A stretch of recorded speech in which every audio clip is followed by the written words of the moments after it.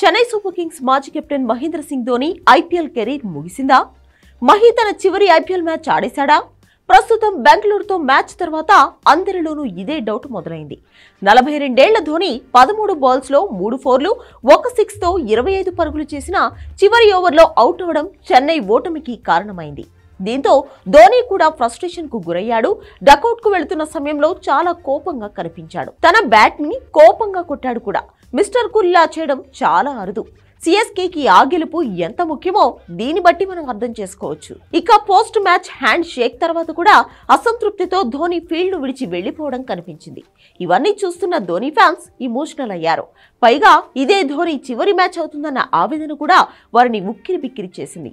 MS Dhoni international career కూడా బాధతోనే ముగిసింది. 2019 world cup semifinals లో న్యూజిలాండ్ పై ఓటమి తర్వాత ధోని ముఖంలో బాధ కనిపించింది.